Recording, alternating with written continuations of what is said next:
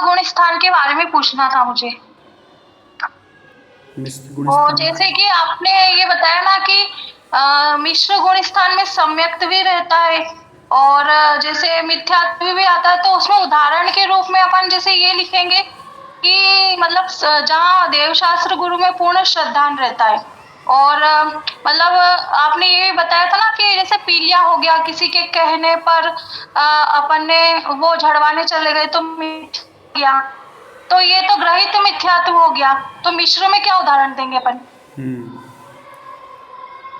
मिस्र में आपको उदाहरण हमने दिया था कि जैसे मान लीजिए किसी बड़े रूम में एक दीपक जल रहा है और उसका उजाला भी है, उस उजाले में हम लोग वहाँ पर रखी हुई पुस्तकों को तो देख पा रहे हैं, है ना।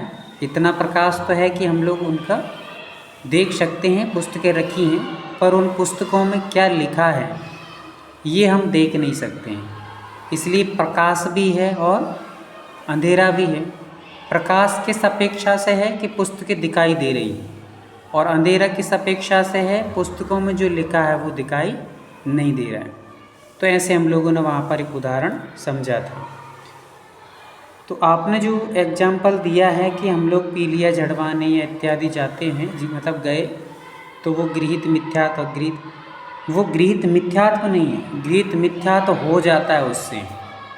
यहाँ तो परमानेंट पहले से है ही, वहाँ तो हम यदि जाते हैं तो हो जाएगा। यदि श्रद्धान कर लेते हैं उनकी उस अतिशय या चमत्कार को देख कर के हमारी श्रद्धा उन पर बैठ जाती है, तो फिर हमारे पास ये गृहीत मिथ्यात्व आ जाता है। ठीक है, ऐसे करके हमें समझना है। श्रद्धान परिवर्तित होने पर ही हमारा सम्यक दर्शन परिवर्तित हो जाता है। पर यहाँ पर तो पहले से ही मिली जुला श्रद्धान है, मिथ्यात्व भी है और सम्यक्त भी है। चलिए, और किसी कोई जिज्ञासा?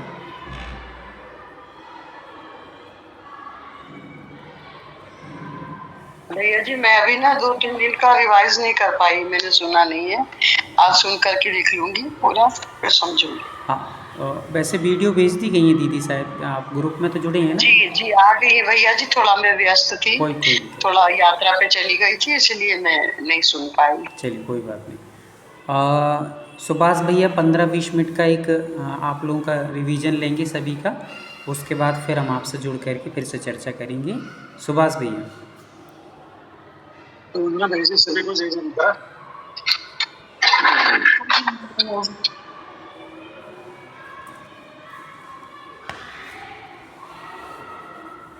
डॉली दीदी, आप गुणस्थान के नाम बताइए क्रम से।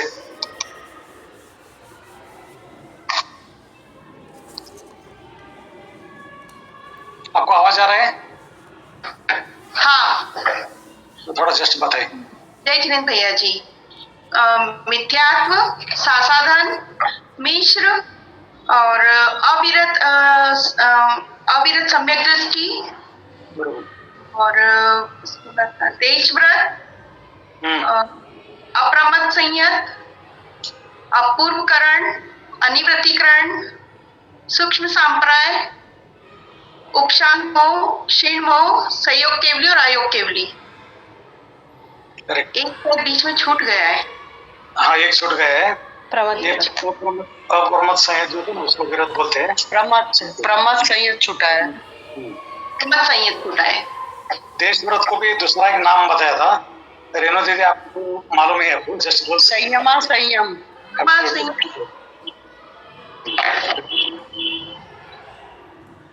उपशांत मोह को एक नाम है जो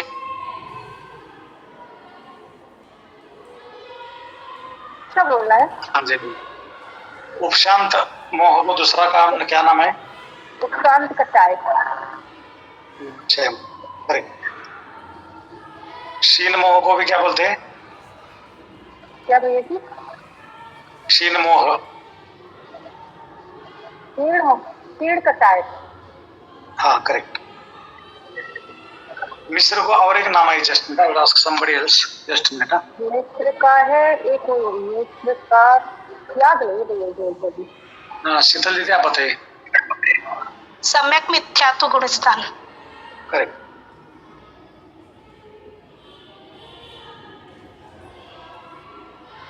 मिथ्यात्व गुणस्थान के बारे में सुरभि दीदी आप बताइए, आपने नोट किया तो।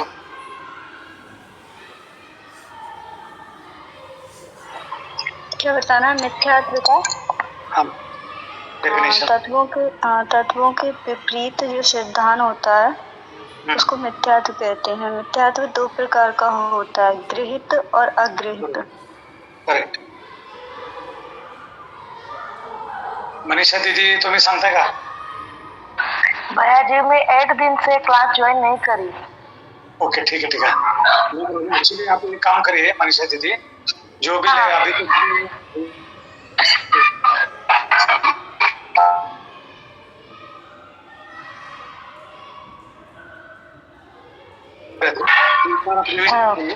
कोई बार काम करेगा कि कहाँ पे काम है, नहीं तो ये पढ़ाते जाएंगे आगे का, और आपको बीच में कुछ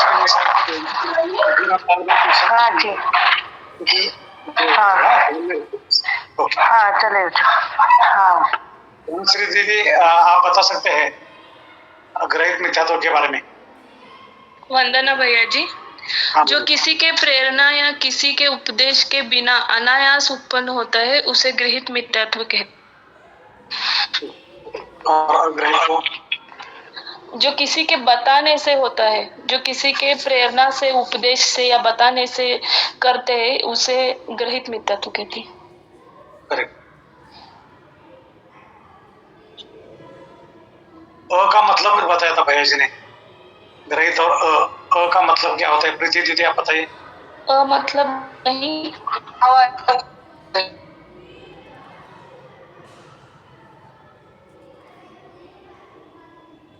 आए तो सीमावाच्य। ओके।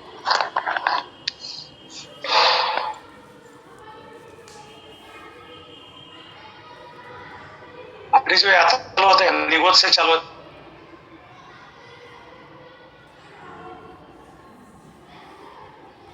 कुमार जी आप बोल सकते हैं। जय जिनेंद्र भैया जी। निगोद ये एक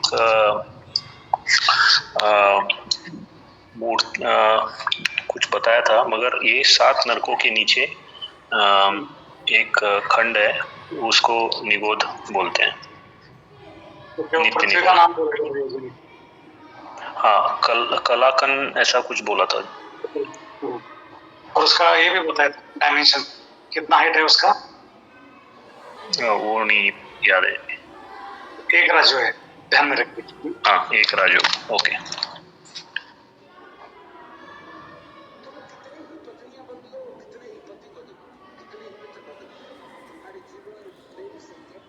दीदी आप बताइए। जय जिनेंद्र भैया जी। कषाय मीन्स कश प्लस आय। कश मतलब संसार, आय मतलब लाभ। जो संसार का बार बार लाभ करवाए या जो संसार में बार बार भटकाए उसे कषाय कहते हैं। बराबर। किरण दीदी आप बताइए सासाधन के बारे में।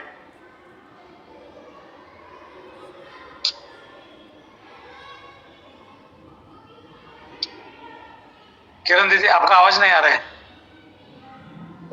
बोला सा मतलब सहित, हाँ, और आसाधन मतलब विराधना।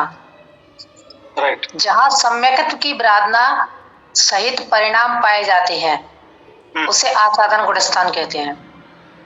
ओके। कौन सा गुणस्थान है वो? नंबर साधन गुणस्थान। उसका सीक्वेंशियल नंबर कितना आता है? दूसरा।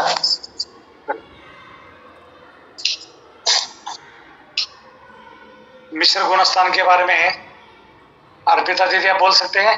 अनुष्का। जय जिनेंद्र भैया जी, जहाँ सम्यक और मिथ्यात्व रूप मिले पाए जाते हैं उसे मिश्र गुणस्थान कहते हैं। बहुत बढ़िया। उसका दूसरा नाम बताया था अभी, क्या नाम है दूसरा नाम? वो नहीं पता।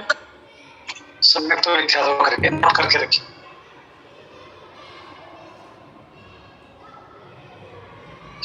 मिश्र गुणस्थान, सम्यक मिथ्यात्व।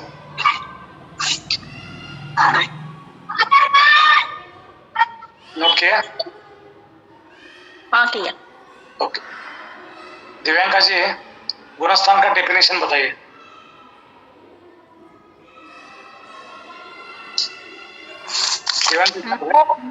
मोह और योग के निमित्त से आत्मा के परिणामों में चढ़ाव होते हैं, उसे गुण स्थान कहते हैं। आत्मा के गुणों में क्या होता है? क्या? दोबारा बताइए। मोह और योग के निमित्त से आत्मा के परिणामों में उतार चढ़ाव होता है, उसे गुण स्थान कहते हैं। ओके। योग जो होता है ना, वो किसका स्वभाव है?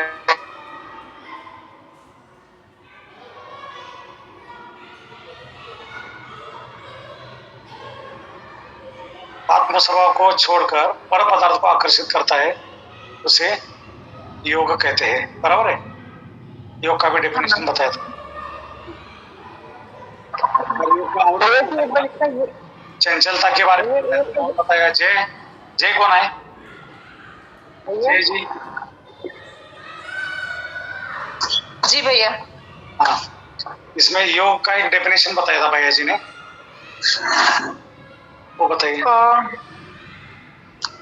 योग का मन वचन का है। योग मन वचन का है। एक्चुअली मैंने 2-3 क्लास मिस कर दी है। नहीं, नो प्रॉब्लम। आत्मा के परिणामों की जो चंचलता होती है ना, उसको मैं बोलते हैं। तो सूत्र में जो श्लोक है ना, काय वांग मन कर्म योगा, ऐसा सूत्र होता है, तो उसमें वही है आपने जो बताया बराबर है। मन और वचन और काय जो क्रिया होती है ना इसकी, उसको भी योग बोलते हैं।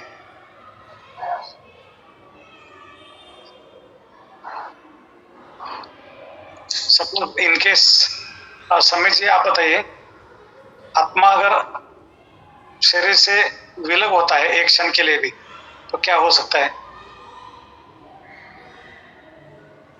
खाली एक समय के लिए भी। अगर आत्मा शरीर से विलग हो जाता है तो फिर वापस नहीं आ सकता, तो फिर वो डायरेक्ट मोक्ष ही होगा।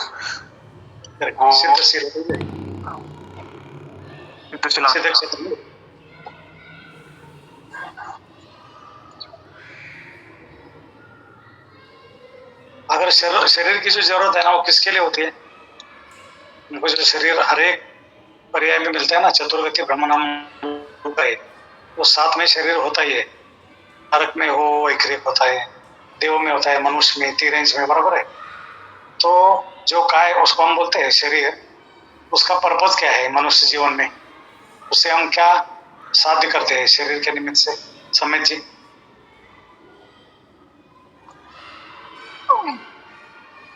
शरीर के निमित्त से हम साधना कर सकते हैं और निश्चित ध्यान कर सकते हैं, तप कर सकते हैं। हाँ। तो और आगे जाके भैया जी ने क्या बोला था कि सपोज आपको मन को स्थिर करने का है, राइट? तो मन को स्थिर करने के लिए किसको स्थिर करना पड़ेगा पहले? समित जी। शरीर को स्थिर करना पड़ेगा, क्योंकि नहीं होता ना।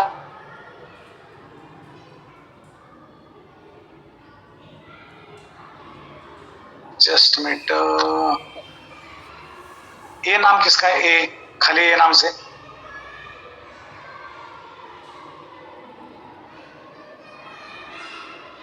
मुझे बोल रहे हो? खाली ए है, ए सामने। ए तो नहीं, A5400 है। हाँ ठीक है, स्क्रीन पे तो खाली ए दिख रही है, लेटेड भी।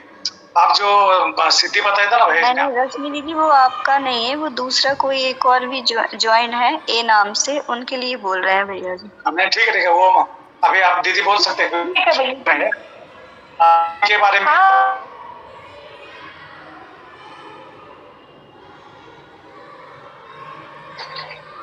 सिद्धि का नाम बताया था ना, कौन कौन सी सिद्धि होती है? नोट करने के लिए बोला था आपसे। शायद मैंने वो क्लास अटेंड नहीं की होगी, सिद्धि का तो मुझे ध्यान में नहीं आ रहा है। ठीक है, नोट अभी शायद अटेंड नहीं की। रिलेटेड भी कुछ इशू नहीं है। सबको एक रिक्वेस्ट है, जो भी क्लास आपके मिस हो गए ना, इनके सबको पूरा रिवीजन करने का, तो सबका the moment this group has started ना ऑनलाइन करके, तो उसमें से डे 1 से जो भी क्लासेस हो गए ना, आप एक बार रिवीजन करके, आपको भी अगर समझ में लेना है ना दोबारा सब्जेक्ट, तो लीजिए। लास्ट वीक का भी सो भैया जी ने सब डाला है ग्रुप पे, तो वहाँ पे चेक करिए, तो ये सब चीजें वहाँ पे आपको समझ में आ सकती है। Just is a request for all, सबके लिए विनती है, राइट। पर भैया जी, जो आपने अभी क्वेश्चन पूछा था, मन को वश में करने के लिए अपने को क्या करना है, तो मैं बता सकती हूँ। पहले अपनी काया को वश में करना पड़ेगा। जब काय को अपन शिथिल कर देंगे, उनको कंट्रोल में कर लेंगे, तो मन भी अपने कंट्रोल में आ जाएगा, मन के विचार भी कंट्रोल आ जाएंगे। तो वो चीज मैं बता सकती हूँ। बराबर है। तो वो भैया जी ने बताया था कि सबसे पहले अपने मन को स्थिर करना है, तो शरीर को स्थिर करना है, तो मन भी स्थिर हो जाएगा, और फिर अपन उसमें ध्यान में बैठ सकते हैं, ऐसा बताया था। बराबर। और भी बताया था भैया जी ने, मनोवचन काय में जो अभी अपना लोकाकाश में जो जो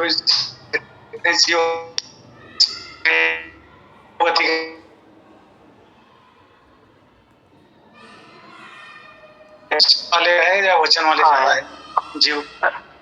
काय वाले ये नाम किनका है, थोड़ा नाम बताइए आपका। खाली ये रखा है आपने?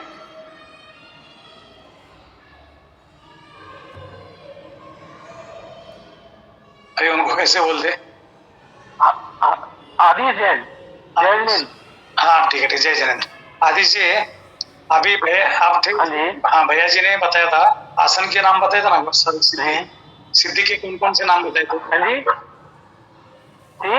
आप थे क्या उस दिन क्लास के लिए अटेंड किया आपने? सिद्धि के नाम थे कौन कौन से? सिद्धि के दिन तो शायद हम नहीं लेते। ठीक है, लेटेड भी। अभी जस्ट मिनट, हैंड रेज किया है।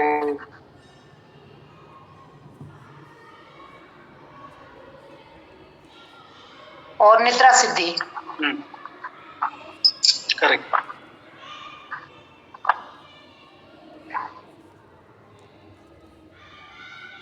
वो प्रत्यात्म के बारे में,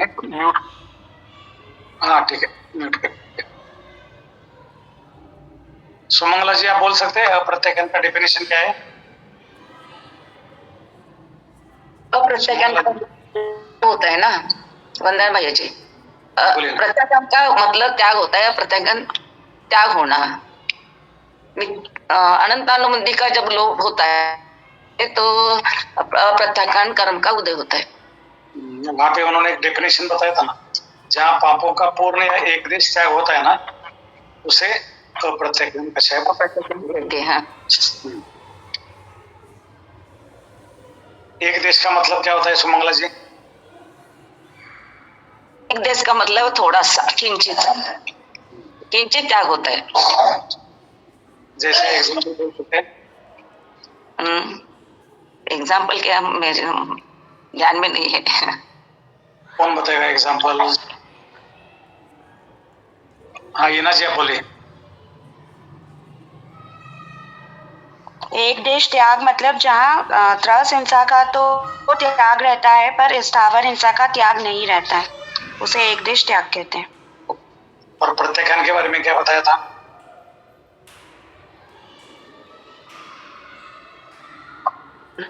जिसके उदय में एक देश पापों का तो त्याग रहता है, मतलब वो त्याग करने की भावना उत्पन्न होती है, और ये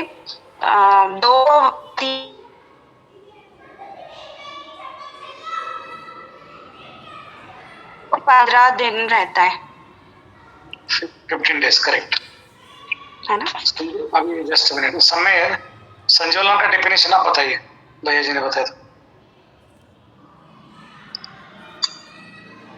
सम्मित जी। संज्वलन था कि हमें संज्वलन कषाय मुनि महाराजों को यथाख्या चारित्र का घात करती है, उसे संज्वलन कषाय कहते हैं। ओके, संज्वलन का मतलब भी बताया था, बोर्ड किया था, सम प्लस ज्वलन, सम का मतलब क्या है और ज्वलन का मतलब बोलिए। सम मतलब सम्यक शायद, हाँ, सम मतलब सम्यक और ज्वलन मतलब जलना। तो संज्वलन का था कि सम्यक रूप से जो पीड़ा देता है उसे संज्वलन कषाय कहते हैं।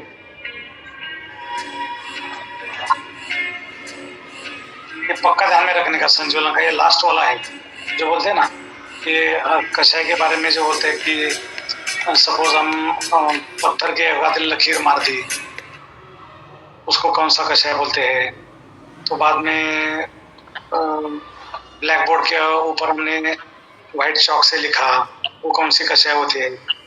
दूसरी कषाय की एक हमने लाठी ली और पानी से ऐसा लाइन खींच दी हमने, बराबर है, तो वो कौन सी कषाय होती है तो बोल देंगे।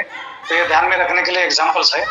संज्वलन कषाय में सपोज इतना कम उनको ये होता है ना, क्रोध मान माया लोभ वगैरह, मुनि महाराज को वगैरह, ये एक सपोज हम पानी है नदी का समुद्र का, तो वहां से अगर हमने तो इसे लाठी से लाइन मार दी ना, वो पानी क्या करता है, तुरंत गिर जाते हैं। तो इतना कम समय के लिए उनके मन में यहाँ द्वेष परिणाम वगैरह रहते, इसलिए उसको संज्वलन बोलते हैं।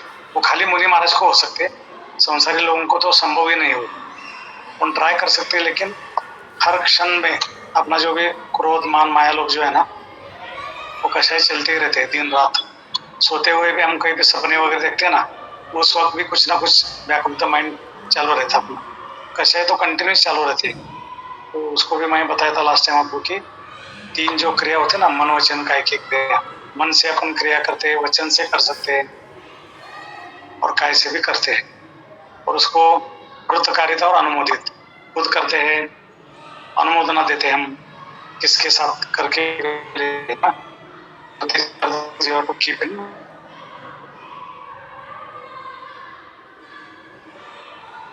ऑलमोस्ट कंप्लीट किया हमने।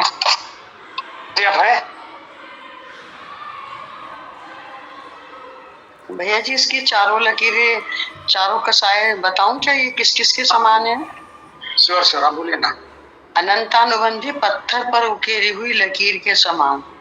जिस प्रकार पत्थर पर एक लकीर खींच दो, उस पे गड्ढा कर दो, तो वो भरता नहीं है। कब भरेगा नहीं पता, भरेगा पर कब भरेगा अनंत काल लग जाएगा, अनंत भाव लग जाएंगे।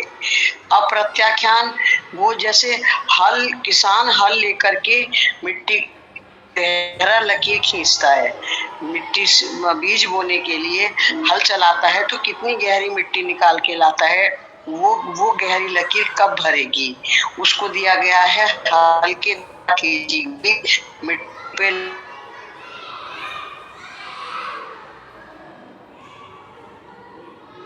खींची हुई लकीर। धूल पर खींची हुई लकीर कितने समय तक टिकेगी? धूल पर लकीर इधर हवाई और उधर निकल गई। और संजुलन कषाय पानी पे खींची हुई लकीर, पानी पर खींची हुई लकीर कितने समय रहती है, इधर खींचती है उधर निकल जाती है। इन चारों का ये उदाहरण आता है। इस प्रकार से हमें ये जाननी चाहिए। नोट करिए, रेणु जी ने जो बताया ना, दोबारा बोलिए सब लोग नोट। अनंतानुबंधी पत्थर से खींची हुई या पत्थर पर उकेरी गई लकीर के समान।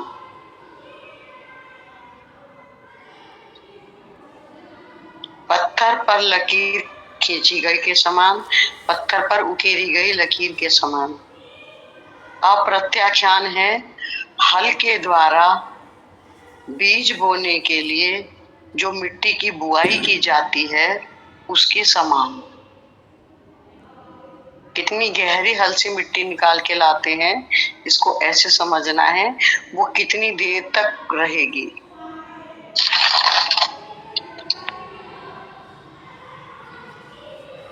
तीसरी है प्रत्याख्यान।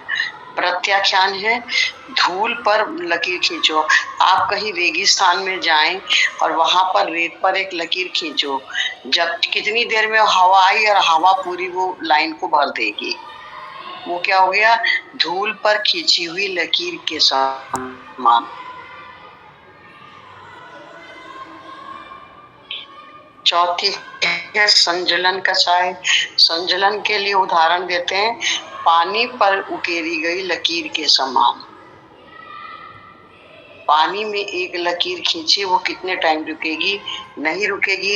इधर खींचते जाओ, दूसरी तरफ से पानी मिल चला जाएगा।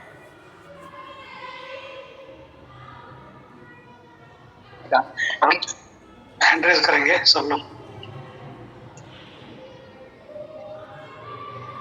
नोट किया तो हैंड रेज करिए।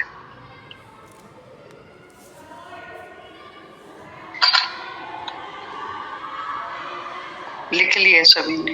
दीदी जी मुझे एक पूछना था, अनंत अनुपति अगर पत्थर पर खींची हुई लकीर की तरह है तो अनंत काल तक रहती है, और ये धूल में और पानी में जो बोल रहे हो वो तो कुछ ही समय के लिए, कुछ ही समय में वो चला जाएगा, तो इसका काल बहुत ज्यादा है। धूल वाली कब जाएगी? जब हवा चलेगी। अभी हमें हवा का इंतजार करना है ना? हवा चलेगी तब तक के लिए। हाँ, तब तक के लिए मतलब वो 15 दिन। हाँ, 15 दिन से कम। हाँ बिल्कुल, 15 दिन से कम के लिए उसको ऐसा मानना है। शास्त्रों में इनके उदाहरण इसी प्रकार से आए हैं। अब पानी में तो इधर लकीर खींचते जाओ, उधर मिट्टी चली जाएगी। अंतर्मूर्त कहा है, लेकिन उससे 48 मिनट से पहले हमें क्षमा मांग लेनी है, अपने दिल से क्षमा धारण कर लेनी है। सभी को सादर प्याजनी, मुझे कुछ पूछना था। और एक नाम पे वन बाय वन पूछेंगे, हैंड रेज करेंगे। किसको पूछने का है? हैंड रेज करेंगे ना। 2 जन बोल रहे थे ना अभी। हाँ भैया, मैं बोल रही हूँ। भैया जी सादर जय जिनेंद्र, सारे ग्रुप में आने वाले ऑनलाइन सबको मेरा जय जिनेंद्र। भैया जी मैं विजेता हूँ, आज पहली बार ही आई हूँ। अभी आपने भैया जी बताया था ना, किसी ने सिद्धि, ये सिद्धि आसन सिद्धि, भोजन सिद्धि और तीसरी सिद्धि शायद काया सिद्धि, ये सिद्धि क्या होती है भैया जी? चलिए, हाँ सभी लोग ध्यान से सुनेंगे। ध्यान जब भी किया जाता है या सामायिक की जाती है, ध्यान के लिए या मन की एकाग्रता के लिए जब भी हम जो भी कार्य करते हैं तो उससे पहले हमें 3 प्रकार की सिद्धियों की आवश्यकता पड़ती है। पहली सिद्धि होती भोजन सिद्धि, जिस व्यक्ति का पहली सिद्धि होती आसन सिद्धि। आसन सिद्धि मतलब कि हमें कोई ना कोई आसन लगाना आना चाहिए परफेक्टली। जब तक हम आसन लगा करके बैठ नहीं पाते हैं तब तक हमें ध्यान होना स्वाभाविक रूप से संभव नहीं है। कोई भी आसन, पद्मासन हो, सिद्धासन हो, अर्ध पद्मासन हो, अर्ध सिद्धासन हो, ये सारी आसनों में से कोई भी एक आसन लगा लेते परफेक्टली। अधिक समय के लिए हम लोग उस आसन को लगा करके आराम से सुविधाजनक बैठ सकें, ऐसा आसन जिसकी सिद्धि हो जाती है उसको ध्यान होने में सुविधा होती है, मन लगने में सुविधा होती है, पहली बात। दूसरी बात है भोजन सिद्धि, जिसका गरिष्ठ भोजन होगा, बहुत भारी भोजन होगा, मन को विचलित करने वाला तला हुआ मादक पदार्थ का सेवन करना, ये सारी चीज़ों के माध्यम से व्यक्ति का मन विचलित रहता है। इसलिए उसके लिए भोजन की सिद्धि भी होना चाहिए, अर्थात भोजन वह इस प्रकार का करे जो हल्का फुल्का हो, सहजता से पच जाए, प्रमाद कारक ना हो, मादक कारक ना हो। ऐसे भोजन करने वाले लोगों का मन एकाग्र हो सकता है। तीसरी सिद्धि है निद्रा सिद्धि। कई लोगों को आसन लगा लेते हैं भोजन अधिक करने के माध्यम से, या काफ़ी लोगों को निद्रा बहुत आती है, थोड़ा सा हमने आलस कर लिया, टिक करके बैठ गए या हम लोग झुक कर के बैठ गए तो नींद आ जाती। काफ़ी लोगों को बहुत सारी नींद आती है, तो वह नींद आने वाले व्यक्ति का भी मन एकाग्रचित्त नहीं हो सकता, इसलिए निद्रा सिद्धि। ये 3 प्रकार की सिद्धियों के वर्णन पूर्व में हम लोग विशेष रूप से करके आए हैं। आप पिछली वाली क्लासों को पढ़ सकती हैं। हाँ भैया जी, मैं अब जरूर पढ़ूंगी। आपका सादर धन्यवाद, बहुत बहुत धन्यवाद भैया जी, धन्यवाद। जी दीदी, चलिए अपन बढ़ते हैं गुण स्थानों की ओर। गुण स्थान अपन लोग समझ रहे थे सभी लोग, और लगभग हम लोगों ने पहला गुण स्थान समझ लिया जिसको हम मिथ्यात्व कहते हैं, और दूसरा सासाधन गुण स्थान, सा प्लस आसाधन, सम्यक दर्शन की आसाधना के साथ जो जीव चौथे गुण स्थान से गिर करके दूसरे में आ जाता है न मिथ्यात्व में है और ना ही वो सम्यक दर्शन में रहा। ऐसे बीच की स्थिति को हम लोगों ने शासादन गुणस्थान समझा था। तीसरा गुणस्थान था मिश्र, जहाँ मिले जुले परिणाम होते हैं सम्यक और मिथ्यात्व रूप, उसको हम लोग मिश्र गुणस्थान कहते हैं। चौथा गुणस्थान हम लोगों ने समझा था अविरत सम्यक दृष्टि। अविरत, आ प्लस विरत अर्थात जिसके पास विरत नहीं है, ऐसे सम्यक दृष्टि को अविरत सम्यक दृष्टि कहा जाता है। तो जितने भी लोग अपन सब जुड़े हैं ये वृत्तों से रहित जुड़े हुए हैं, तो आवृत्ति है पर सम्यक दृष्टि है। वृत्त भले ही नहीं है पर हमारे पास सम्यक दर्शन अवश्य है। तो जब भी कोई पूछे आपसे आप कौन से गुणस्थान में हैं, तो आपको जवाब दे देना है अविरत सम्यक दृष्टि, अर्थात चौथा गुणस्थान में हम लोग हैं। अब आपसे कोई पूछ ले कि आप कौन से श्रावक हैं, अपन कहते हैं ना श्रावक हैं, हम श्रावक हैं, हम श्रावक हैं। तो श्रावक की 3 कैटेगरी होती हैं। उन 3 कैटेगरी में हमें ये भी जानना आवश्यक है कि हम श्रावक तो हैं पर कौन से श्रावक हैं। जो श्रद्धावान, विवेकवान, क्रियावान जो हम डेफिनेशन करते हैं वो श्रद्धावान हम नहीं हैं। सुन रहे हैं आप लोग? हाँ, जो हम लोग ये श्रावक की परिभाषा जो बनाते हैं कि हम श्रद्धावान, विवेकवान, क्रियावान, वो वाले श्रावक अभी नहीं हैं। जब आपके पास दूसरी प्रतिमा आ जाएगी तब आप श्रद्धावान, विवेकवान और क्रियावान वाले श्रावक कहलाने लगेंगे। अभी आप लोग कहना चाहिए कि अपन सब अभी पाक्षिक श्रावक में आते हैं। कौन से श्रावक में? पाक्षिक। कल आपको मैंने बताया था कि पाक्षिक श्रावक की क्या डेफिनेशन होती, क्या परिभाषा होती। कुछ एग्जाम्पल भी आपको दिए थे कि जैसे मान लीजिए अड़ोसी पड़ोसी में झगड़ा हो जाए, उसमें आपके पिताजी का झगड़ा किसी पड़ोसी से हो जाता है, तो आप किसका पक्ष लेंगे? अपने पड़ोसी का लेंगे या अपने पिताजी का लेंगे? तो स्वाभाविक है कि हम अपने पिताजी का पक्ष लेंगे। तो वैसे ही अन्य धर्म वाले जो कहते हैं और हमारे धर्म वाले, हमारे परमात्मा कुछ और कहते हैं। तो हमारे परमात्मा कहते हैं कि आत्मा और शरीर भिन्न भिन्न हैं, और आत्मा शरीर की भिन्न भिन्नता का जब तक हम अनुभव नहीं करेंगे तब तक सच्चे सुख की अनुभूति होने वाली नहीं है। पर अन्य लोग मानते हैं कि नहीं, कुछ नहीं है, सब आत्मा का और शरीर का संबंध है अनादिकालीन। अच्छे खाओ पियो, मस्त रहो, मौजी से रहो, क्योंकि पुनः जन्म मिलने वाला नहीं है। एक ही बार जन्म मिलता है, पुनर्जन्म होता नहीं है। इसलिए खाइए पिए, मस्ती से रहिए। ऋण एक आता है ना कि ऋणम घृत्वा घृतम पीबेते, अर्थात ऋण लेकर के खूब घी पी पी कर के ज़िंदगी जियो, क्योंकि पुनः ज़िंदगी अब मिलना नहीं। उधार ले ले कर के घी लो और घी पी पी कर के अच्छा मोटे ताजे रहो, मस्त रहो, क्योंकि अब फिर से ज़िंदगी मिलना नहीं। ये सब अन्यतर लोग मानते हैं पर हमारा धर्म नहीं मानता है सर। तो आप किसका पक्ष लेंगे?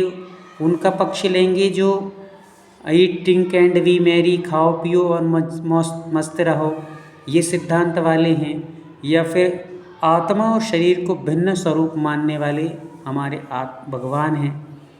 किसका आप पक्ष लेंगे? जिनेंद्र भगवान का या फिर अन्य देवी देवताओं का? तो जिनेंद्र भगवान का लेंगे। तो हम भगवान जिनेंद्र का पक्ष लेने के कारण से पाक्षिक श्रावक कहलाते हैं। मात्र हमारे अंदर भगवान की वाणी पर श्रद्धान हैं, अभी क्रिया नहीं है। क्या नहीं है? जिस दिन हम क्रियाएं करने लगेंगे उस रूप में, जिस रूप में हमें भगवान ने उपदेश दिया है, तो हम लोग भी नैष्टिक श्रावक बन जाएंगे। और नैष्टिक श्रावक हो जाएंगे तो फिर अपन लोग क्या हो जाएगा? नैष्टिक श्रावक बन जाएंगे तो दूसरी प्रतिमा के अंतर्गत आ जाएंगे। जिस दिन हम दूसरी प्रतिमा धारण कर लेंगे उस दिन हम लोग नैष्टिक श्रावक कहलाने लगेंगे। राइट, आगे चलते हैं। किसी को डाउट है कुछ? पाक्षिक श्रावक। चलिए, दूसरे श्रावक होते नैष्टिक श्रावक। नैष्टिक श्रावक मतलब कि जो दूसरी प्रतिमा से लेकर के क्षुल्लक, एलक, ये सभी नैष्टिक श्रावक कहलाते हैं, है ना, क्योंकि इनकी निष्ठा हो गई है, निष्ठावान है। निष्ठावान मतलब जिनेंद्र भगवान ने जो कहा है उसको कुछ कुछ फॉलो करने लगते हैं, कुछ कुछ नियमों का पालन करने लगते हैं, तो वे हो जाते हैं पांचवें गुणस्थानवर्ती। अब अपन पांचवें गुणस्थान की चर्चा यहाँ पर प्रारंभ करते हैं। अभी तक अपन लोगों ने 4 गुणस्थानों को यहाँ पर समझ लिया है। अब अपन लोग यहाँ पर 5वां गुणस्थान प्रारंभ करते हैं। 5वें गुणस्थान को क्या नाम है? देशव्रत। हाँ, इस गुणस्थान की 3 नाम आते हैं, 4 नाम कह सकते हैं अपन लोग। इसका पहला नाम तो है देशव्रत, जो फेमस है, प्रसिद्ध है। दूसरा नाम है अणुव्रति भी कहते हैं। तीसरा नाम है संयम, ठीक है। चौथा नाम है वृत्ताव्रत। ऐसे 4 नामों के माध्यम से इस गुणस्थान को हम समझ सकते हैं। चलिए, अब सबसे पहले थोड़ा सा दिमाग फोकस करेंगे, अपना दिमाग कहीं और ना लगा करके यहाँ पर आप देखेंगे और व्यवस्थित तरीके से समझने का प्रयास करेंगे। हमने उसका नाम रखा संयम प्लस असंयम, राइट। संयम प्लस असंयम। तो जहाँ संयम भी है और असंयम भी है, क्या है, पहले सुन लीजिए, फिर आप, क्योंकि कई परिभाषाएं बन जाएंगी, फिर आप लिख लेंगे, फिर हम लास्ट में आपको परिभाषा बताएंगे तो आप कहेंगे लो अभी तो रामायण लिखवा दी इतनी बड़ी, अब फिर से परिभाषा लिखवा रहे हैं। तो आप पहले सुन लीजिए क्या है। संयम प्लस असंयम दोनों को मिला दिया तो क्या हो गया, संयम। या विरत प्लस अविरत, तो दोनों को मिलाया तो क्या हो गया, विरताव्रत, राइट। तो कुछ संयम है, कुछ असंयम, कुछ व्रत हैं, कुछ अव्रत हैं। तो आप एक ही नाम लेके चलिए अभी, तो आप संयम है ना। तो संयम किस अपेक्षा से है और असंयम किस अपेक्षा से है, इसको समझिए। कल हम लोगों ने चर्चा की थी, कल या परसों शायद, कि त्रिशंसा और स्थावर हिंसा, 2 प्रकार की हिंसा को समझिए। 2 प्रकार के जीव होते हैं, त्रिश जीव होते हैं और स्थावर जीव होते हैं। समेत भैया समझ में आ रहा है? आप हैंड उठा कुछ पूछना चाह रहे हैं क्या? आपका हैंड रेस हो रहा है? नहीं, हैंड रेस था, वही ऑन। चलिए, कुछ और किसी को पूछना हो तो पूछ सकते हैं, कोई दिक्कत नहीं। हैंड रेस करते जाना, जो समझ में ना आए तो पूछ लेना। आगे चलते हैं। तो हाँ विजय दीदी पूछिए। विजेता दीदी आप पूछ सकते हैं, पूछिए क्या पूछना है आपको। चलिए, तो आगे चलते हैं। संयम प्लस असंयम। त्रिश और स्थावर 2 प्रकार के जीव होते हैं। स्थावर कौन कौन से कहलाते हैं? पृथ्वी काय, जल काय, अग्नि काय, वायु काय, वनस्पति काय, ये सब स्थावर जीव हैं। कोमल भैया समझ में आ रहा है? 5 प्रकार के स्थावर हो गए हैं, पृथ्वी काय, जल काय, अग्नि काय, वायु काय, वनस्पति काय, ये सब एक इंद्रिय जीव हैं, स्थावर कहलाते हैं। फिर 2 इंद्रिय, 3 इंद्रिय, 4 इंद्रिय, 5 इंद्रिय, ये सब के सब तृष कहलाते हैं, ठीक है। तो जो देशव्रती होते हैं या संयम गुणधारी गुणस्थान वाले होते हैं, उन्होंने त्रिशंसा का त्याग कर दिया। त्रिशंसा मतलब क्या? 2 इंद्रिय, 3 इंद्रिय, 4 इंद्रिय, 5 इंद्रिय जीवों को हम नहीं मारेंगे। क्या संकल्प कर लिया? हम बुद्धिपूर्वक, संकल्प पूर्वक किनको नहीं मारेंगे? 2 इंद्रिय, 3 इंद्रिय, 4 इंद्रिय, 5 इंद्रिय जीवों को हम संकल्प पूर्वक नहीं मारेंगे, राइट। पर किसका त्याग नहीं किया? एक इंद्रिय जीवों में पृथ्वी का है, जल का है, अग्नि का है, वायु का है, वनस्पति का है, ये 5 का स्थावर जो है, इनका मारने का त्याग नहीं है, राइट। समझ में आ रहा है? 2 इंद्रिय, 3 इंद्रिय, 4 इंद्रिय, 5 इंद्रिय को तो नहीं मारेंगे, पर पृथ्वी का है, जल का है, अग्नि का है, वायु का है, वनस्पति का है, इनको हम मारेंगे। मतलब ऐसा नहीं है, पर ये हमारे माध्यम से मरेंगे, हम इनका त्याग नहीं कर पाते। क्यों नहीं कर पाते? क्योंकि कोई भी दूसरी प्रतिमाधारी है, घर में रह रहा है, भोजन बनाएगा, अग्नि जलाना पड़ेगा तो अग्नि का जीव मरेंगे, पानी गर्म करना पड़ेगा तो जल का जीव मरेंगे, सब्जी बनाना पड़ेगा तो पृथ्वी का जीव मरेंगे, पंखा चलाना पड़ेगा तो वायु का जीव मरण को प्राप्त होंगे। और साथ में पृथ्वी का है। पृथ्वी का है मतलब नमक आदि डालना पड़ेगा, है ना। तो फिर हमारे साथ पांचों स्थावरों की हिंसा हो जाती है। इसलिए अभी हम घर में रह रहे हैं, पूर्णतः हमने हिंसा का त्याग नहीं किया, पर हम दो इंद्रिय जीव मतलब जैसे इल्ली है, लट है, इन चीज़ों को हम नहीं मारेंगे। तीन इंद्रिय में चींटी है, चीटा है, इन जीवों को हम नहीं मारेंगे। चार इंद्रिय मक्खी मच्छर हैं, इनको हम नहीं मारेंगे। पांच इंद्रिय में गाय भैंस आदि हैं, इनको हम नहीं मारेंगे, ठीक है, इनको नहीं मारेंगे। पर पृथ्वी का है, जल का है, अग्नि का है, वायु का है, वनस्पति का है, इनको मारेंगे ऐसा नहीं। ये हमारे अभी ग्रस्त में हैं तो हमें ये सारे काम करने पड़ते, इसलिए हमारे माध्यम से ये हिंसा का त्याग नहीं होगा, राइट। तो आदि हिंसा का त्याग कर दिया, त्रिश हिंसा का त्याग कर दिया तो संयमी हो गए। क्या हो गया? संयम हो गया। पर स्थावर हिंसा का त्याग नहीं, इसलिए असंयम हो गया। तो संयम प्लस असंयम मिलकर के क्या बन गया? संयमा संयम, राइट। किसको समझ में नहीं आया हैंड रेस कर सकते हैं, जिसको समझ ना आया। चलिए, क्या समझ नहीं आया आपको? संयम आणि असंयम। संयम और असंयम समझ में नहीं आया? अभी बता रहे थे तब क्या सो रहे थे क्या? अभी इतने सबको एक एक चीज़ बताई जा रही है तो आपको ध्यान से समझना चाहिए। थोड़ा सा पीछे से आपकी आवाज़ बहुत आती है ना, तो आपको शायद सुनाई कम पड़ पाता है, इसलिए आप परफेक्टली पकड़ नहीं पाते हैं। तो आप ईयरफोन लगा करके सुना करो, है ना, तो आपको ज़्यादा बेहतर रहेगा। चलिए आगे चलते हैं, फिर से समझ लेते हैं। संयम प्लस असंयम, दो चीज़ें हमारे पास हैं। तो संयम किस अपेक्षा से है? उसने त्रिश हिंसा का त्याग कर दिया है, इस अपेक्षा से वो संयमी हो गया, राइट। कौन सा? त्रिश हिंसा मतलब दो इंद्री, तीन इंद्री, चौर इंद्री, पंच इंद्री जीवों को नहीं मारेगा, ऐसा संकल्प कर लिया उसने। पर स्थावर हिंसा का त्याग नहीं कर पा रहा है, क्योंकि उसको घर में रहना है, भोजन बनाना है, कपड़े धुलना है, हवा आदि के माध्यम से कुछ उपयोग में लेना है। पांचों स्थावरों का वो त्याग नहीं कर पाता, इसलिए असंयम है। अभी हिंसा कर रहा है इसलिए असंयम है, त्रिश आदि की हिंसा नहीं कर रहा है इसलिए वो संयम। तो दोनों मिलाकर के हो गया संयमा संयम। इसीलिए इसको देशव्रत भी कहते हैं। देशव्रत क्यों कहते हैं? देश मतलब होता है आधा, देशव्रत। देश मतलब उसने कुछ हिंसा का त्याग कर दिया है और कुछ का नहीं किया है, इसलिए उसको कहते हैं देशव्रत। जब वो पूर्ण रूप से त्याग कर देगा समस्त हिंसा का, त्रिश का भी और स्थावर जीवों का भी, तो उसको कहेंगे सकल वृत्ति।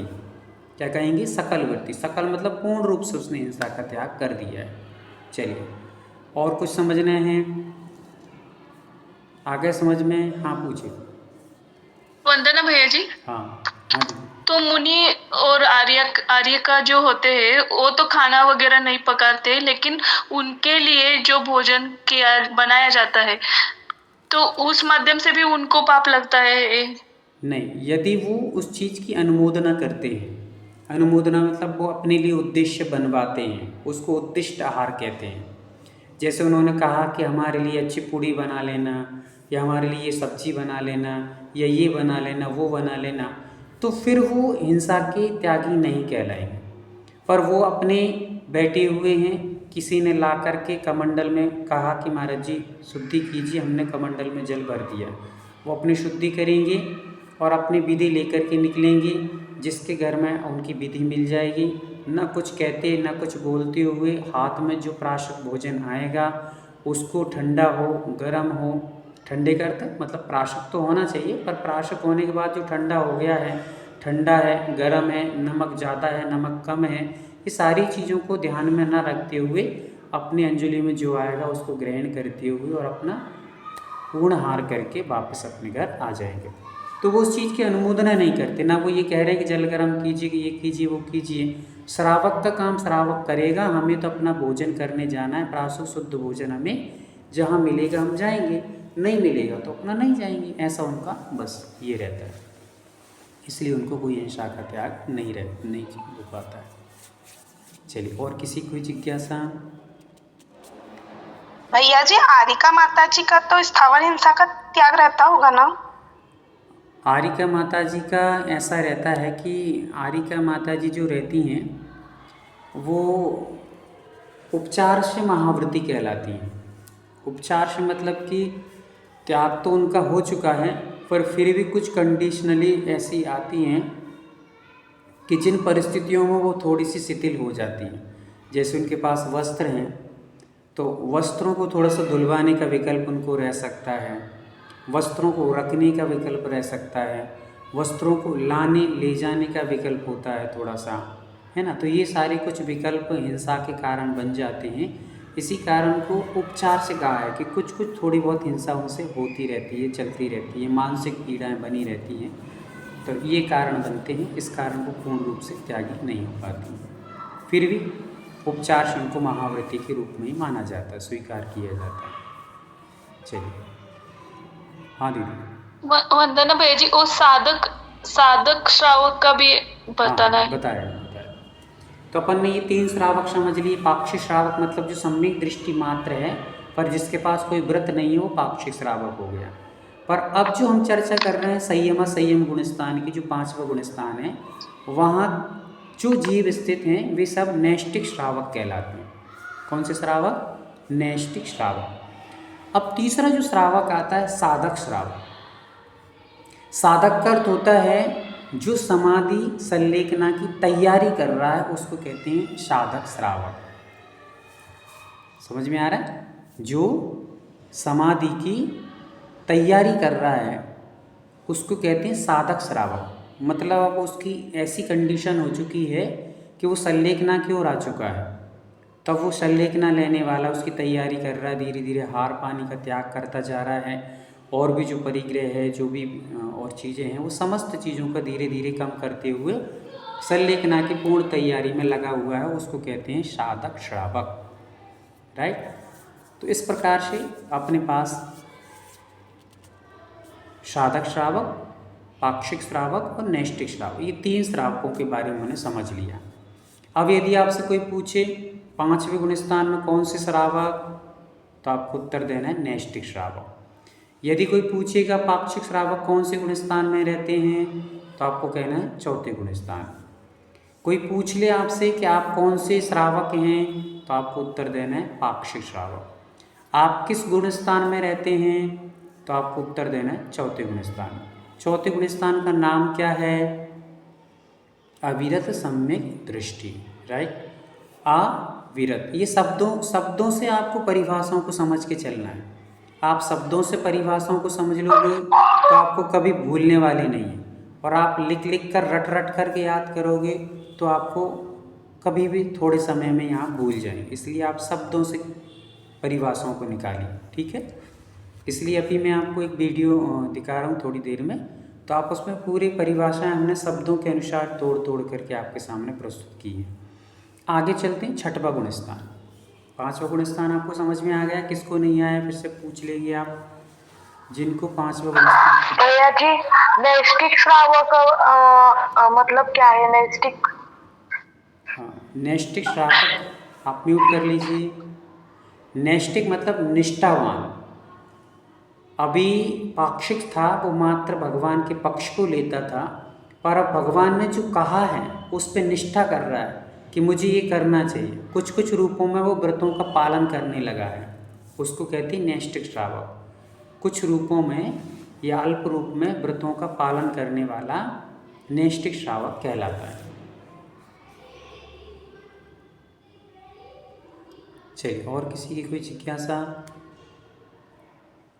वंदना भैया जी, हाँ दीदी।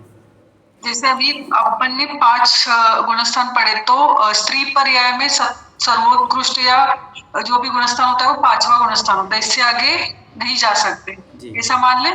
जी बिल्कुल, यही स्थिति है कि यदि आपसे कोई ये प्रश्न पूछ ले कि क्षुल्लक, एलक और आरिका में बड़ा कौन है, तो आप क्या जवाब देंगी, और उसके लिए क्या रीजन बताएंगे आपके, किस रीजन से कौन बड़ा है, बताइए।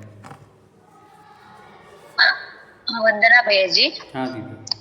आरिका आहेत ना ते म्हणजे उच्चारण ते हे आहेत, उच्चारण मोठे आहेत म्हणून, म्हणजे हातात आहार घेतात. सांगा तुम्ही मराठी सांगा, काही नाही चालते.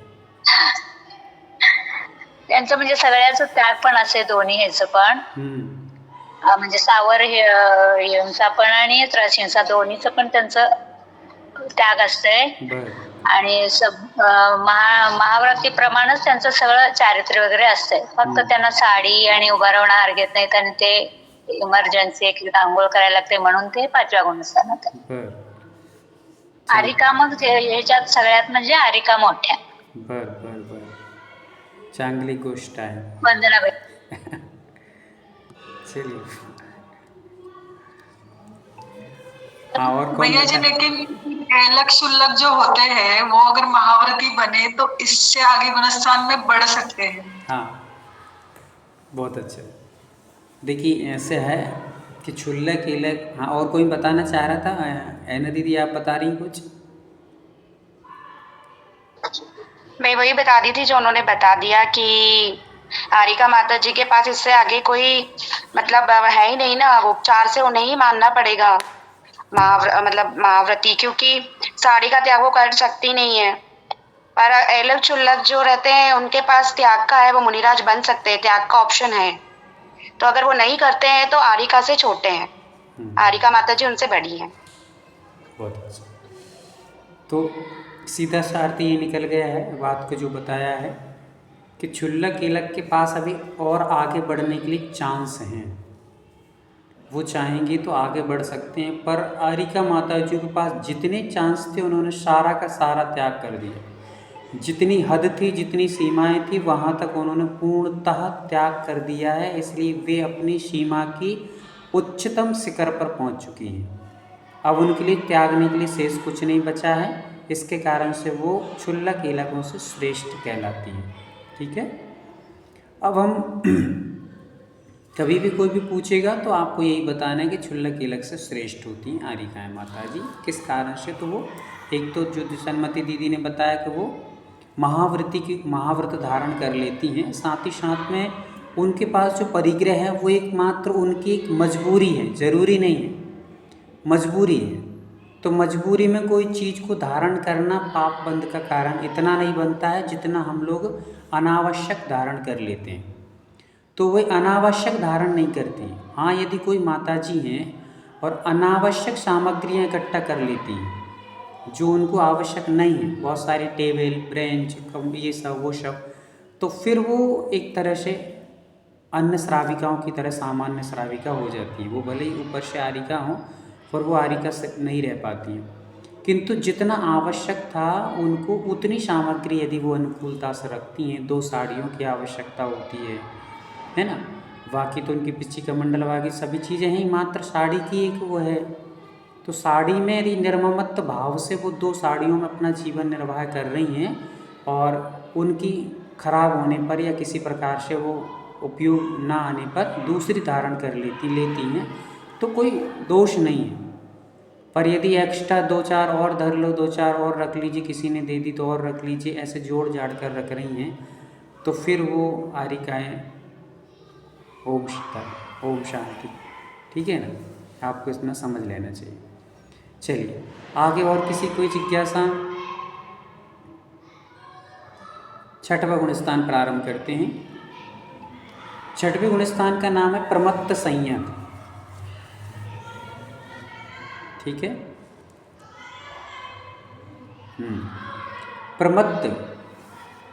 प्रमत्त सीधा अर्थ ही कह रहा है. प्रमत्त अर्थात होता है प्रमाद.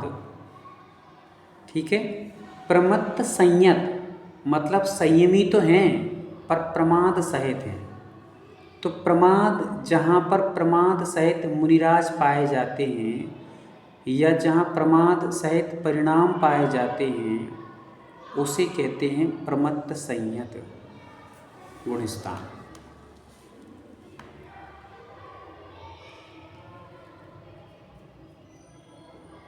ठीक है. किसी कुछ पूछना है? जी प्रमाद मतलब क्या है? हाँ, बहुत सुंदर. प्रमाद का अर्थ होता है, हमारे कुंद स्वामी जी ने ग्रंथ लिखा है नियम सार, उसमें परिभाषा ली है. सर्वार्थ सिद्धि में भी ये परिभाषा मिलेगी आपको. कुशल कार्येषु अनादर इति प्रमाद, ये संस्कृत में लिखा गया है. इसका अर्थ है अच्छे कामों का अनादर करना प्रमाद कहलाता है। अच्छे कामों का अनादर करना प्रमाद कहलाता है। कुशल कार्येषु अनादरे इति प्रमाद। कुशल का अर्थ होता है अच्छे, अच्छे का अर्थ होता है कल्याणकारी। जो काम कल्याणकारी हैं, जिनसे हमारी आत्मा का कल्याण होने वाला है, आत्मा का हित होने वाला है, ऐसे कार्यों में अनादर करना ये कहलाता है प्रमाद। एग्जाम्पल 4 आप ये समझिए कि जैसे हमने क्लास प्रारंभ की, और क्लास प्रारंभ की तो अपन ने प्रारंभ में क्या किया, सबसे पहले क्या किया, मंगलाचरण। मंगलाचरण किया। अब हमने मंगलाचरण किया और मंगलाचरण में ना हमने हाथ जोड़े, ना हमें व्यवस्थित तरीके से विनय की, ना आदर किया, ना जयकारे लगाए, बस ऐसे बैठे हैं जैसे कि कोई टॉकीज चल रहा हो और अपन लोग बिल्कुल देखने के लिए पिक्चर आए हैं, तब सिनेमा हॉल में बैठ कर के ताली बजेंगी और अब देखेंगे कौन सा हीरो आएगा, कौन सा विलियन होगा, कौन मारेगा, कौन उठेगा, कौन पटकेगा। तो ऐसे करके अपन देखने बैठे हैं, तो ये हमारा हो रहा है अनादर, इससे हमें हो रहा है पाप का बंध, राइट। तो अच्छे काम मतलब मंगलाचरण कार्य की शुरुआत की जा रही है, और कार्य की शुरुआत ही यदि बिगड़ जाए, जैसे मान लीजिए बच्चे का जन्म होता है, बच्चा यदि जन्म से बिगड़ जाए, जन्म से मतलब कि उसको जन्म लेने में यदि कुछ आगे पीछे थोड़ा बहुत हो जाए तो बच्चा गया काम से। अभी हम लोग जैसे मान लीजिए कि एक स्थान पर है, एक स्थान से हमारे पास एक बहन आई पास के स्थान से, अब उसको जन्म के समय पर बच्चे को नर्स ने थोड़ा सा तेज़ी से खींच दिया होगा, तो गर्दन खिंच गई उसकी, और खिंचने के कारण से अब वो ना रोता है, न कोई भी प्रतिक्रिया, कोई मूवमेंट नहीं करता। तो 6 महीने से इलाज चल रहा है और लगभग 6 महीने के बाद वो मृत्यु को प्राप्त हो गया। तो कारण क्या बना कि थोड़ा सा प्रारंभ बिगड़ गया। तो वैसे ही आपको यहाँ बता रहे हैं कि हमारा मंगलाचरण कार्य की प्रारंभिक स्थिति होती है।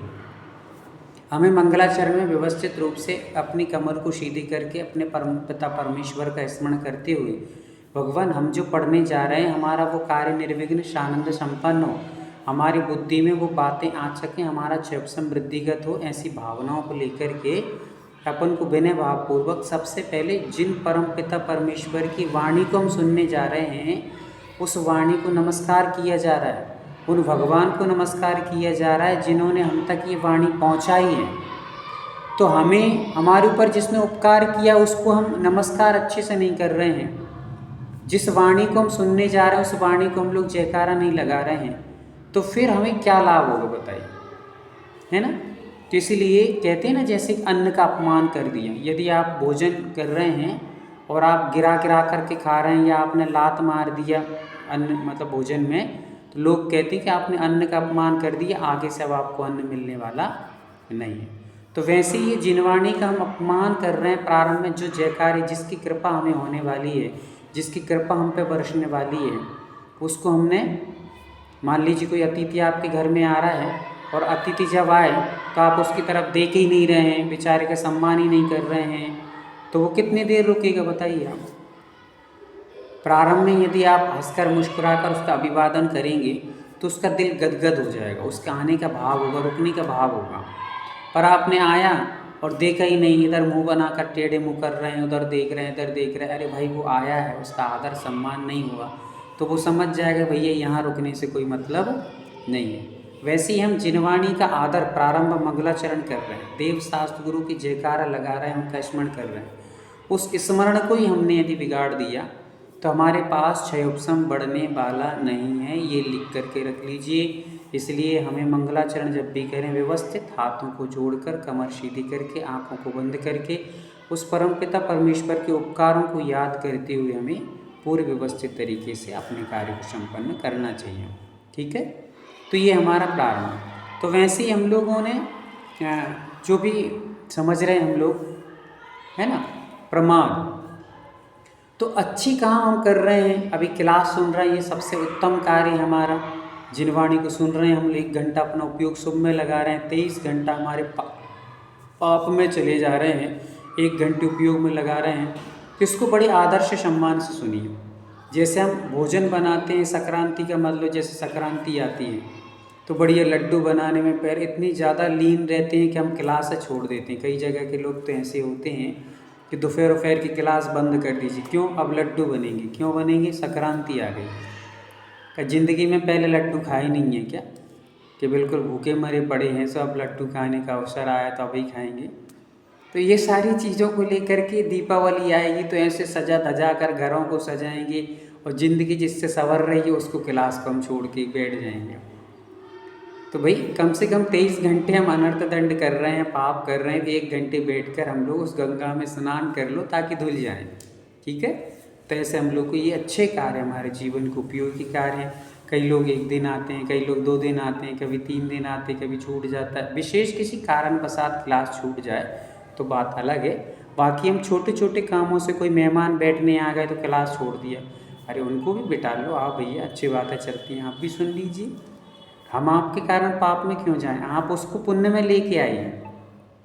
समझदार व्यक्ति का लक्षण ये होता है कि वो अपने रूप में ढालता है सामने वाले को, ऐसा नहीं कि आप उसमें ढल जाओ। यदि कोई आपके पास कोई सहेली सखी आ गई है बैठने के लिए, फ्रेंड आ गई है बैठने बात करने, और आप अपनी क्लास छोड़कर उससे अप गप सप में लग गई आप, तो बताइए कि आप विवेकी हैं कि नहीं हैं? नहीं है। उसने अपने में ढाल दिया आपको, लो नहीं, आप उससे कहिए कि 1 घंटे क्लास चलती है हमारी, बड़ा आनंद आता है, बहुत एनर्जी मिल जाती है, हम लोग के दिन भर का माइंड फ्रेश हो जाता है और हमारे अंदर जो भी कुछ त्रुटियाँ गलतियाँ हो रही हैं उसमें हमें सुधार करने का मौका मिलता है। इसलिए आप भी बैठिए, आप भी सुनिए। यदि वो बुरा मान जाती तो 4 बार मान जाइए। क्यों? क्योंकि हम देव शास्त्र गुरु को बुरा नहीं होने देंगे, आप भले ही बुरी हो जाओ। व्यवहार हमें उतने रखना है जिसमें हमारा पुण्य घटे ना। ऐसा व्यवहार मत बनाइए जिसमें हमारा पुण्य घट जाए और पाप बढ़ जाए। तो व्यवहार भी वही व्यवहार कहलाता है जो पुण्य का कारण बने। ठीक है, चलिए, तो इस ऐसे अपन लोग अनादर ना करें कोई भी अच्छे कामों का भैया अनादर जी करें। पूछना था भैया पूछिए। जी, हाँ पूछिए। भैया जी जो 15 प्रकार का प्रमाद होता है ये वही तो आएगा ना इसमें प्रमाद में? धैर्य रखिए, एकदम जल्दी मत भागिए, ठीक है जी। हाँ, एकदम ज़्यादा मत भागिए। एक एक चीज़ को लेके समझ रहे हैं अपन, परिभाषा समझ जाएं, फिर उसके बाद अपन लोग प्रमादों को समझेंगे। तो सबसे पहले हम लोगों ने प्रमाद की परिभाषा को समझ लिया कि अच्छे कामों में प्रमाद नहीं करना। ठीक है, फिर भी 15 प्रकार के प्रमाद, जैसे विजेता दीदी ने बताया, वो 15 प्रकार के प्रमाद होते हैं। उनको अपन लोग कल की क्लास में समझेंगे। आज अपना टाइम हो चुका है। कोई आपका जिज्ञासा हो, कोई इस विषय में जो अभी तक चला है उसकी कोई आपको पूछना हो तो पूछ सकते हैं। हाँ जूली दीदी। वंदना भैया जी। हाँ दीदी। भैया जी हम एक क्लास दोपहर में देते हैं सांबल जी की, तो जैसे हम याद करते तो उसको हर टाइम मतलब दिमाग में वही बात रहता है, या सो रहे हैं एकदम से नींद खुली तो वो काबर रखते उसमें पाप को नहीं जगता है। आपकी आवाज़ थोड़ी अच्छी ठीक से नहीं आ रही। दोपहर में आप क्लास पढ़ती हैं? हाँ भैया जी एक क्लास हम लेते हैं दोपहर में। हाँ। तो जैसे वो भक्त कामर जी की क्लास लेती है, हाँ।